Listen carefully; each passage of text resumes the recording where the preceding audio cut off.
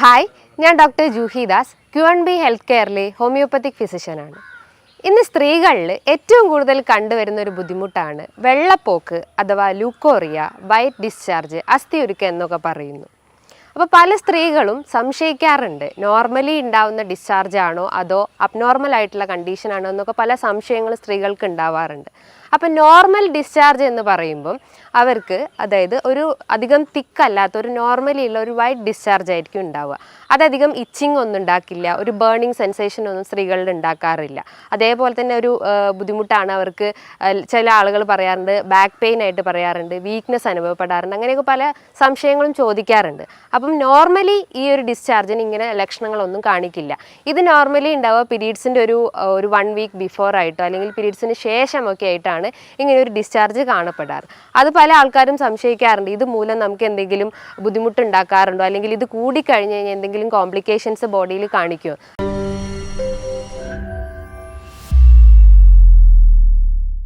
പക്ഷെ നോർമലി നമ്മളെ ബോഡിയിൽ ഈ ഒരു ഡിസ്ചാർജ് എല്ലാ സ്ത്രീകളിലൂടെയും കടന്നു പോകാറുണ്ട്. പക്ഷെ ആ ഒരു ഡിസ്ചാർജ് അധികമാകുമ്പോൾ അല്ലെങ്കിൽ ഒരു പ്രൊഫ്യൂസ് ആയിട്ടുള്ള ഒരു ഡിസ്ചാർജ് വരുമ്പോഴാണ് അതൊരു ലൂക്കോറിയ സ്റ്റേജിലോട്ട് പോവുക. ലൂക്കോറിയൻ്റെ മെയിൻ ലക്ഷണങ്ങൾ അല്ലെങ്കിൽ വൈറ്റ് ഡിസ്ചാർജിൻ്റെ മെയിൻ ലക്ഷണങ്ങൾ എന്ന് പറയുമ്പോൾ അവർക്ക് ഇച്ചിങ് ഉണ്ടാവും. അതായത് വജൈനൽ റീജിയൻ, ജെനൈറ്റൽ റീജിയനിൽ ഭയങ്കര ഇച്ചിങ് ആയിട്ട് അനുഭവപ്പെടുന്നു. ഒരു ബേണിങ് സെൻസേഷൻ, അതായത് പുകച്ചിൽ പോലെ അനുഭവപ്പെടുന്നു. അണ്ടർ ഗാർമെൻറ്റ്സ് ഒക്കെ ഭയങ്കര സ്റ്റെയിൻ ചെയ്യുന്ന പോലെ അല്ലെങ്കിൽ ഒരു യെല്ലോയിഷ് ഡിസ്ചാർജ് ആയിട്ട് അണ്ടർ ഗാർമെൻറ്റ്സിലൊക്കെ കാണപ്പെടുന്നു. ചിലർക്ക് അമിതമായിട്ടുള്ളൊരു ക്ഷീണം അനുഭവപ്പെടുന്നു, ബാക്ക് പെയിൻ രൂപപ്പെടാറുണ്ട്, ഒരു വീക്ക്നെസ് അനുഭവപ്പെടാറുണ്ട്. ഇത്തരം ലക്ഷണങ്ങൾ ഉണ്ടെങ്കിൽ അത് നമുക്ക് ലൂക്കോറിയ കണ്ടന്റിൽ, ലൂക്കോറിയൻ്റെ അണ്ടറിൽ നമുക്ക് തരംതിരിക്കാം. ഇനി ഈ ലൂക്കോറിയ വരാൻ ഒരുപാട് കാരണങ്ങളുണ്ട്. മെയിനായിട്ട് അവരെ വാഷിംഗ് പ്രോസസ്സ്, അതായത് ജെനൈറ്റൽ റീജിയനിലുണ്ട വാഷിംഗ് ചേഞ്ചസിൽ ഉണ്ടാവുന്ന വ്യതിയാനം മൂലം നമുക്ക് ഈ ഒരു ലൂക്കോറിയ അനുഭവപ്പെടാം. അതായത് വാഷിംഗ് എന്ന് പറയും, ചിലർ അമിതമായിട്ട് വാഷ് അല്ലെങ്കിൽ മറ്റെന്തെങ്കിലും കെമിക്കൽസൊക്കെ വെച്ചിട്ട് ആ ഒരു വജൈനൽ റീജിയൻസ് ഒക്കെ നന്നായിട്ട് വാഷ് ചെയ്യുമ്പോൾ നമുക്കറിയാം നമ്മുടെ ഒരു വജൈനൽ pH എന്ന് പറയുമ്പം 3.8 മുതൽ ഒരു 6 ആണ്. അതായത് ഒരു അസഡിക് നേച്ചർ ഉള്ളതാണ് വജൈനൽ pH എന്ന് പറയുന്നത്. അപ്പം നമ്മൾ അമിതമായിട്ട് നമ്മളെ വജൈനൽ റീജിയൻ വാഷ് ചെയ്യുമ്പോൾ അതിൻ്റെ pH നഷ്ടപ്പെടുന്നു. അതിൻ്റെ അകത്ത് അടങ്ങിയിട്ടുള്ള നല്ല ബാക്ടീരിയാസിനെ നമ്മൾ വാഷ് ഔട്ട് ചെയ്തു പോകുന്നു. അതുമൂലം നമുക്ക് ഈ ഒരു ഡിസ്ചാർജ് അല്ലെങ്കിൽ വൈറ്റ് ഡിസ്ചാർജ് വരാനുള്ള ചാൻസസ് ഉണ്ട്. അതേപോലെ തന്നെയാണ് നമുക്ക് പ്രതിരോധശേഷി കുറവാണെങ്കിൽ, റെക്കറൻ്റ് ആയിട്ട് എന്തെങ്കിലും ഇൻഫെക്ഷൻസ് ഒക്കെ വരികയാണെങ്കിൽ, റെസ്പിറേറ്ററി ഇൻഫെക്ഷൻസ് അല്ലെങ്കിൽ ഗട്ട് റിലേറ്റ് ചെയ്തിട്ടുള്ള ഇൻഫെക്ഷൻസ് അല്ലെങ്കിൽ സൈനസ് ഇൻഫെക്ഷൻസ്, മൈഗ്രെയിൻ പോലത്തെ എന്തെങ്കിലും റെക്കറൻ്റ് ആയിട്ട് ഇങ്ങനെ റെസ്പിറേറ്ററി ഇൻഫെക്ഷൻസ് അല്ലെങ്കിൽ എന്തെങ്കിലും ഇൻഫെക്ഷൻസ് ഒക്കെ ഇങ്ങനെ കണ്ടിന്യൂസ് ആയിട്ട് വന്നിട്ടുണ്ടെങ്കിലും അതുമൂലം നമ്മൾ പ്രതിരോധശേഷി നല്ല രീതിയിൽ കുറഞ്ഞു പോകാനുള്ള ഒരു ചാൻസസ് ഉണ്ട്. അപ്പോൾ അത് കാരണവും നമുക്ക് വൈറ്റ് ഡിസ്ചാർജ് വരാനുള്ള ഒരു ചാൻസസ് ഉണ്ട്. അതേപോലെ തന്നെയാണ് ചില സ്ത്രീകൾ പല രീതിയിലുള്ള മെഡിസിൻസ് എടുക്കുന്നു, ആൻറ്റിബയോട്ടിക്സ് അല്ലെങ്കിൽ പാരസെറ്റമോൾ പോലത്തെ അങ്ങനെ എന്തെങ്കിലും ടാബ്ലറ്റ്സ് കണ്ടിന്യൂസ് ആയിട്ട് അല്ലെങ്കിൽ വീക്ക്ലി മന്ത്ലി ഒക്കെ എടുക്കുന്ന ആളുകളുണ്ട്. അതായത് BPൻ്റെ tablets, anti depressant tablets, antacids, അതായത് ഗട്ട് റിലേറ്റ് ചെയ്തിട്ട് എന്തെങ്കിലും ഇഷ്യൂസ് ഉണ്ടെങ്കിൽ അതിനൊക്കെ ടാബ്ലറ്റ്സ് എടുക്കുന്ന ആളുകളുണ്ട്. അപ്പോൾ അത് നമ്മൾ ഹൈ ഡോസ് ആയിട്ട് ഇങ്ങനെ മന്ത്ലി വീക്കിലി ഒക്കെ ഡെയിലി ട്വൈസ് ഒക്കെ എടുക്കുന്ന ആളുകളൊക്കെ ആണെങ്കിലും അവർക്കും ഈ വൈറ്റ് ഡിസ്ചാർജ് വരാനുള്ള ചാൻസസ് ഉണ്ട്. അതേപോലെ തന്നെയാണ് അവർക്ക് എന്തെങ്കിലും സെക്ഷൽ റിലേറ്റ് ചെയ്ത് അല്ലെങ്കിൽ സെക്ഷലി ട്രാൻസ്മിറ്റഡ് ഡിസീസ്, അതായത് ഗൊണേറിയ, അതേപോലെ തന്നെ മറ്റെന്തെങ്കിലും ഹെർപ്പിസ് സോസ്റ്റർ പോലത്തെ എന്തെങ്കിലും ഡിസീസൊക്കെ ഉണ്ടെങ്കിലും അവർക്കും ഈ ഒരു ലൂക്കോറിയ വരാനുള്ള ചാൻസസ് ഒരു 70% കൂടുതലാണ്. അതേപോലെ തന്നെയാണ് മറ്റ് പ്രധാനപ്പെട്ട കാരണങ്ങൾ എന്ന് പറയുമ്പം ഒരു 45 ഏജ് കഴിഞ്ഞിട്ടുള്ള അല്ലെങ്കിൽ ഒരു 50 ഏജ് കഴിഞ്ഞിട്ടുള്ള സ്ത്രീകൾക്ക്, അതായത് മെൻസസ് സ്റ്റോപ്പ് ചെയ്ത സ്ത്രീകളിലും ലൂക്കോറിയയ്ക്കുള്ള ചാൻസസ് ഉണ്ട്. അതേപോലെ തന്നെയാണ് അവർ ഹൈജീൻ, പ്രോപ്പറായിട്ടുള്ള ഒരു ഹൈജീൻ, വെജൈനൽ ഹൈജീൻ അവിടെ മെയിൻറ്റെയിൻ ചെയ്തിട്ടില്ലെങ്കിൽ, ചില ആളുകൾ നല്ല ടൈറ്റ് ആയിട്ടുള്ള ഡ്രസ്സ് യൂസ് ചെയ്യുന്നു, അവർ പ്രോപ്പറായിട്ട് അത് വാഷ് ചെയ്യുന്നില്ല. വാഷ് ചെയ്യുകയാണെങ്കിൽ തന്നെ ആ ഒരു ഗാർമെൻറ്റ്സ്, അണ്ടർ ഗാർമെൻറ്റ്സ് ഒക്കെ വാഷ് ചെയ്യുകയാണെങ്കിൽ പല രീതിയിലുള്ള കെമിക്കൽസ്, ഡിറ്റർജൻസ് ഒക്കെ യൂസ് ചെയ്തിട്ട് വാഷ് ചെയ്യുന്നു. അപ്പോൾ അതുമൂലവും നമുക്ക് ഇത്തരം വെജൈനൽ ഇൻഫെക്ഷൻസ് വരാനുള്ളൊരു ചാൻസസ് ഉണ്ട്. അതേപോലെ തന്നെയാണ് സ്ത്രീകളിൽ നിന്ന് ഒരു 35 അല്ലെങ്കിൽ 25 എബൌട്ട് ഏജ് ആയിട്ടുള്ള സ്ത്രീകളിൽ ഏറ്റവും കൂടുതൽ കണ്ടുവരുന്ന ഒരു ബുദ്ധിമുട്ടാണ് യൂറിനറി ട്രാക്ട് ഇൻഫെക്ഷൻ അല്ലെങ്കിൽ മൂത്രക്കടച്ചിൽ എന്നൊക്കെ പറയപ്പെടുന്നു. അപ്പോൾ അതുമൂലവും ആ ഒരു കാരണം കൊണ്ടും നമുക്ക് ലൂക്കോറിയ വരാനുള്ള ചാൻസസ് ഉണ്ട്. അപ്പോൾ UTI ഇൻഫെക്ഷൻസ് അല്ലെങ്കിൽ മൂത്രക്കടച്ചിൽ പോലത്തെ ഇൻഫെക്ഷൻസ് ഉണ്ടെങ്കിൽ അതിന് നമ്മൾ നല്ല രീതിയിലുള്ള ബോഡി ഹൈജീൻ മെയിൻറ്റെയിൻ ചെയ്യാൻ ശ്രമിക്കുക, നല്ല രീതിയിൽ വാട്ടർ ഇൻടേക്ക് മെയിൻറ്റെയിൻ ചെയ്യാൻ ശ്രമിക്കുക, നല്ല രീതിയിലുള്ള വെജിറ്റബിൾസ് അല്ലെങ്കിൽ വിറ്റാമിൻസ് ഒക്കെ നമ്മുടെ ഡയറ്റിൽ ഉൾപ്പെടുത്തി കഴിഞ്ഞാൽ നമുക്ക് UTI ഇൻഫെക്ഷൻസ് നമുക്ക് കൺട്രോൾ ചെയ്യാൻ പറ്റും. അത് കൺട്രോൾ ചെയ്ത് കഴിഞ്ഞാലും നമുക്ക് ഈ ലൂക്കോറിയ പ്രശ്നങ്ങളൊക്കെ ഉണ്ടെങ്കിലും അത് നമുക്ക് ഒരു പരിധി വരെ നമുക്ക് കൺട്രോൾ ചെയ്യാൻ പറ്റുന്നതാണ്. അതേപോലെ തന്നെയാണ് നമ്മൾ പ്രോപ്പറായിട്ട് നമ്മൾ വാട്ടർ ഇൻടേക്ക്, നമ്മുടെ ബോഡിയിൽ ജലാംശം നമ്മൾ മെയിൻറ്റെയിൻ ചെയ്തിട്ടില്ലെങ്കിലും ഇത്തരം ഇൻഫെക്ഷൻസ് വരാനുള്ളൊരു ചാൻസസ് ഉണ്ട്. നോർമലി ലുക്കോറിയ അല്ലെങ്കിൽ ഈ ഒരു ഡിസ്ചാർജ് ചില സ്ത്രീകളിൽ അമിതമായിട്ടുള്ള ഒരു ക്ഷീണം അനുഭവപ്പെടുന്നു. ഇത് വന്നു കഴിഞ്ഞാൽ അവർക്ക് അമിതമായിട്ടുള്ള ക്ഷീണം അനുഭവപ്പെടുന്നു, ഒരു ആക്ടിവിറ്റി ചെയ്യാൻ പറ്റാത്തൊരവസ്ഥ വരുന്നു, അവർ ഭയങ്കര ഇറിറ്റേറ്റഡ് ആവുന്നു, ഒരു കോൺസെൻട്രേഷൻ ഒന്നിലും വരാത്തൊരവസ്ഥ വരുന്നു, അവരൊരു ബോഡി സ്ട്രക്ചർ നോക്കുമ്പോൾ ഭയങ്കര ലീൻ അല്ലെങ്കിൽ മെലിഞ്ഞിരിക്കുന്ന ഒരവസ്ഥ വരുന്നു, ഒരു ലീൻ തിൻ പേഴ്സണാലിറ്റി സ്ട്രക്ചറൊക്കെ ആയിരിക്കും ഈ ലുക്കോറിയ സ്ത്രീകളിൽ ഏറ്റവും കൂടുതൽ നമുക്ക് കാണപ്പെടുന്നത്. ഇനിയിപ്പം ഈ ലുക്കോറിയ വന്നു കഴിഞ്ഞാൽ നമ്മൾ എങ്ങനെയൊക്കെ അത് മാനേജ് ചെയ്യുക, അല്ലെങ്കിൽ എന്തൊക്കെ ഡയറ്റാണ് നമ്മൾ ഭക്ഷണത്തിൽ ഉൾപ്പെടുത്തേണ്ടത് എന്ന് നമുക്ക് ഇവിടെ നോക്കാം. മെയിനായിട്ട് അവർ ഭക്ഷണത്തിൽ പ്രോബയോട്ടിക് ഭക്ഷണങ്ങൾ ഉൾപ്പെടുത്താൻ ശ്രമിക്കുക. അതായത് തൈര്, മോര്, പഴങ്കഞ്ഞി പോലത്തെ നല്ല രീതിയിലുള്ള ഗുഡ് ബാക്ടീരിയാസിനെ സപ്ലൈ ചെയ്യുന്ന ഭക്ഷണങ്ങൾ ഉൾപ്പെടുത്താൻ ശ്രമിക്കുക. അതേപോലെ തന്നെ ബോഡി എപ്പോഴും ഹൈഡ്രേറ്റ് ചെയ്തുകൊണ്ടേ നിൽക്കുക. അതായത് വാട്ടർ ഇൻടേക്ക് മെയിൻറ്റെയിൻ ചെയ്യാൻ ശ്രമിക്കുക. ഓരോ 25 കിലോ ഭാരമുള്ള ആളുകൾ 1 ലിറ്റർ വെള്ളമെങ്കിലും അല്ലെങ്കിൽ 4 ഗ്ലാസ് വെള്ളമെങ്കിലും ഡെയിലി നമ്മൾ കുടിച്ചിരിക്കണം. നമ്മൾ വെയിറ്റിനനുസരിച്ച് എപ്പോഴും നമ്മൾ വാട്ടർ ഇൻടേക്ക് മെയിൻറ്റെയിൻ ചെയ്യാൻ ശ്രമിക്കുക. ഇനി അമിത വണ്ണുള്ള ആളുകളിൽ ഏറ്റവും കൂടുതൽ ഇന്ന് ലുക്കോറിയ കണ്ടുവന്നിട്ടുണ്ട്, പല പഠനങ്ങളിലും പറയുന്നത് കേട്ടിട്ടുണ്ട്. അപ്പോൾ ഒരു വെയിറ്റ് എപ്പോഴും മെയിൻറ്റെയിൻ ചെയ്യാൻ ശ്രമിക്കുക. നമ്മളെ ബോഡി മാസ് ഇൻഡെക്സ് എപ്പോഴും ഒരു 35 അല്ലെങ്കിൽ 25 ആ ഒരു നോർമൽ റേഞ്ചിലേക്ക് വരുത്താൻ ശ്രമിക്കുക. അപ്പോഴും നമ്മളെ ബോഡി വെയിറ്റ് മെയിൻറ്റെയിൻ ചെയ്യാൻ ശ്രമിക്കുക. അതേപോലെ തന്നെയാണ് നല്ല രീതിയിൽ വജൈനൽ ഹൈജീൻ മെയിൻറ്റെയിൻ ചെയ്യാൻ ശ്രമിക്കുക. അതായത് വജൈനൽ ഹൈജീൻ എന്ന് പറയുമ്പോൾ പ്രോപ്പറായിട്ട് അത് വാഷ് ചെയ്യാൻ ശ്രമിക്കുക. ഒരു ഫ്രണ്ട് ടു ബാക്ക് റീജിയനിലേക്ക് വാഷ് ചെയ്യാൻ ശ്രമിക്കുക. ബാക്ക് ടു ഫ്രണ്ട് വാഷ് ചെയ്യാൻ ശ്രമിക്കുമ്പോൾ നമുക്ക് പല രീതിയിലുള്ള വേം ഇൻഫെക്ഷൻസ് വരാം. ഇപ്പോൾ കുട്ടികളിലാണെങ്കിലും അല്ലെങ്കിൽ ഒരു 18+ കഴിഞ്ഞിട്ടുള്ള കുട്ടികളിലൊക്കെ ആണെങ്കിലും പല രീതിയിലുള്ള വേം ഇൻഫെക്ഷൻസ്, റിംഗ് വേം ഇൻഫെക്ഷൻസ്, ഫംഗൽ ഇൻഫെക്ഷൻസ് ഒക്കെ വരാനുള്ള ചാൻസസ് വളരെ കൂടുതലാണ്. അപ്പോൾ നമ്മൾ വാഷ് ചെയ്യുമ്പോൾ ഒരു ഫ്രണ്ട് ടു ബാക്ക് രീതിയിലുള്ള വജൈനൽസ് വാഷ് ചെയ്യാൻ ശ്രമിക്കുക.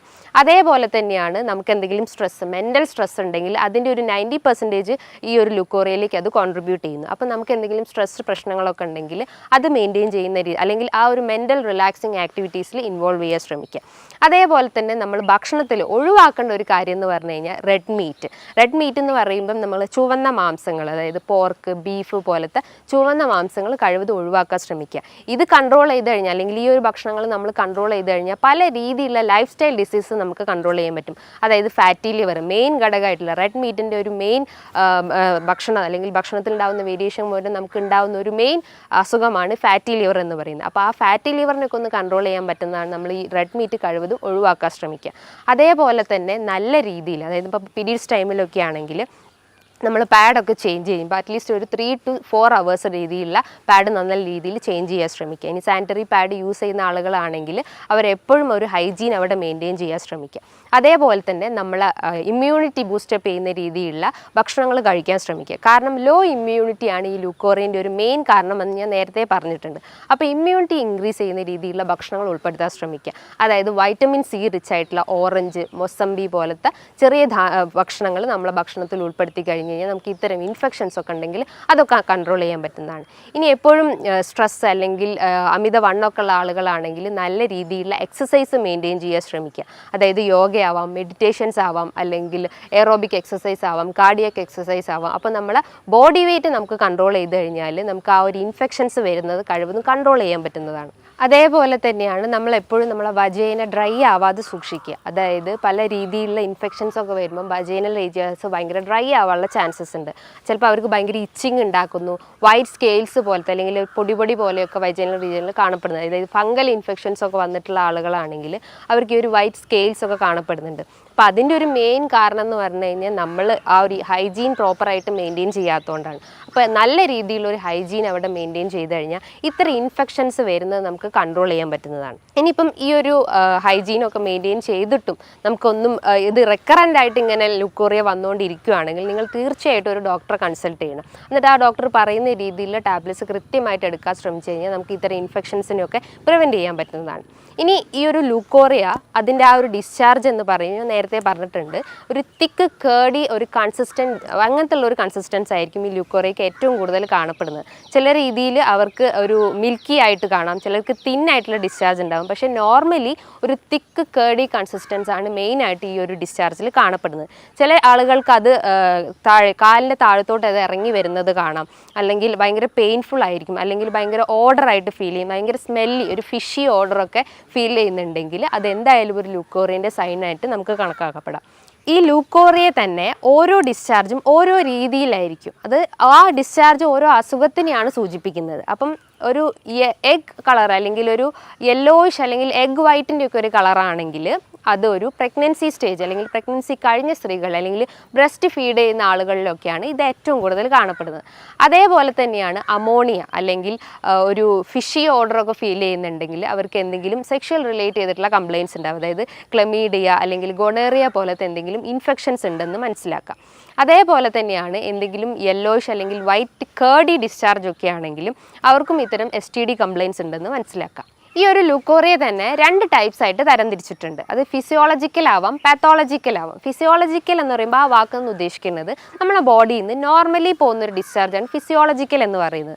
പെത്തോളജിക്കൽ എന്ന് പറയും, ദ ടേം പെത്തോളജി എന്ന് പറയുമ്പോൾ എന്തോ ഒരു അസുഖത്തിനെയാണ് അവിടെ സൂചിപ്പിക്കുന്നത്. അപ്പോൾ ആ അസുഖത്തിനെ കുറിച്ചിട്ടുള്ളതാണ് ഞാൻ നേരത്തെ പറഞ്ഞിട്ടുള്ള ക്ലമീഡിയ ഇൻഫെക്ഷൻസ് ആവാം, അല്ലെങ്കിൽ ഈസ്റ്റ് റിലേറ്റ് ചെയ്തിട്ടുള്ള ഫംഗൽ ഇൻഫെക്ഷൻസ് ആവാം, അല്ലെങ്കിൽ സെക്ഷൽ റിലേറ്റ് ചെയ്തിട്ടുള്ള ഇൻഫെക്ഷൻസ് ആവാം, അല്ലെങ്കിൽ സ്ത്രീകളിൽ അല്ലെങ്കിൽ പ്രഗ്നൻസി ഒക്കെ കഴിഞ്ഞിട്ടുള്ള സ്ത്രീകളിലാണെങ്കിൽ അല്ലെങ്കിൽ ബ്രസ്റ്റ് ഫീഡിങ് ചെയ്യുന്ന സ്ത്രീകളിലൊക്കെ ആണെങ്കിലും ഇത്തരം ഇൻഫെക്ഷൻസ് അല്ലെങ്കിൽ ഡിസ്ചാർജ് കാണപ്പെടുന്നുണ്ട്. അപ്പോൾ ഏത് ഡിസ്ചാർജ് ആയാലും നിങ്ങൾ ആ ഒരു നിസാരമായിട്ട് ഒരിക്കലും കാണാൻ ശ്രമിക്കരുത്. അതെപ്പോഴും നിങ്ങൾ കണ്ടിട്ട് അതിന് ഡോക്ടറുടെ നിർദ്ദേശപ്രകാരം പ്രോപ്പറായിട്ടുള്ള ഒരു ട്രീറ്റ്മെൻറ്റ് അവിടെ മെയിൻറ്റെയിൻ ചെയ്യണം. നമുക്കൊരു 70% നമുക്ക് ഇത്തരം ഇൻഫെക്ഷൻസ് നമുക്ക് തന്നെ കൺട്രോൾ ചെയ്യാൻ പറ്റുന്നതാണ്. ഞാൻ പറഞ്ഞിട്ടുണ്ട് നേരത്തെ, നമ്മൾ ആ ഒരു ഹൈജീൻ മെയിൻറ്റെയിൻ ചെയ്ത് കഴിഞ്ഞാൽ തന്നെ നമുക്ക് ഇത്തരം ഇൻഫെക്ഷൻസിനൊക്കെ കൺട്രോൾ ചെയ്യാൻ പറ്റുന്നതാണ്. അപ്പോൾ നമ്മൾ എപ്പോഴും ഒരു വജൈനൽ ഹൈജീൻ അവിടെ മെയിൻറ്റെയിൻ ചെയ്യാൻ ശ്രമിക്കുക. ഇപ്പോൾ നൈറ്റിലൊക്കെ നിങ്ങൾ പാൻറ്റീസൊക്കെ യൂസ് ചെയ്യുന്ന ആളുകളാണെങ്കിൽ അത് ടൈറ്റ് ആയിട്ടുള്ള പാൻറ്റീസ് കഴിവതും ഒഴിവാക്കാൻ ശ്രമിക്കുക. കഴിവതും കോട്ടൺ വസ്ത്രങ്ങൾ യൂസ് ചെയ്യാൻ ശ്രമിക്കുക. ചൂട് സീസണൊക്കെ ആയതുകൊണ്ട് തന്നെ പല രീതിയിലുള്ള മറ്റ് ഡീഹൈഡ്രേറ്റിംഗ് അസുഖങ്ങളൊക്കെ നമുക്ക് വരാനുള്ള ചാൻസസ് ഉണ്ട്. അപ്പം അത്തരം ഇൻഫെക്ഷൻസിനൊക്കെ കൺട്രോൾ ചെയ്യാൻ വേണ്ടിയിട്ട് നിങ്ങൾ എപ്പോഴും നിങ്ങളുടെ വസ്ത്രം ഒന്ന് നല്ല രീതിയിൽ മെയിൻറ്റെയിൻ ചെയ്യാൻ ശ്രമിക്കുക. അതായത് ലൂസായിട്ടുള്ള കോട്ടൺ അണ്ടർ ഗാർമെൻറ്റ്സ് യൂസ് ചെയ്യാൻ ശ്രമിക്കുക. ഈ പറഞ്ഞിട്ടുള്ള രീതിയിലുള്ള നല്ലൊരു മാനേജ്മെൻറ്റ്, നമ്മൾ ഈ പറഞ്ഞിട്ടുള്ള കാര്യങ്ങളൊക്കെ ഒന്ന് നമ്മൾ മെയിനായിട്ട് ഫോക്കസ് ചെയ്ത് കഴിഞ്ഞാൽ ഇത്തരം ഇൻഫെക്ഷൻസ് വരുന്നത് നമുക്ക് കൺട്രോൾ ചെയ്യാൻ പറ്റും. അപ്പോൾ ഇനി ഇതുമായി ബന്ധപ്പെട്ട് നിങ്ങൾക്ക് എന്തെങ്കിലും സംശയങ്ങൾ ഉണ്ടെങ്കിൽ താഴെ കാണുന്ന നമ്പറിൽ കോൺടാക്റ്റ് ചെയ്യാവുന്നതാണ്. നല്ലൊരു ഹെൽത്ത് വീഡിയോയുമായി വീണ്ടും കാണാം. Thank you.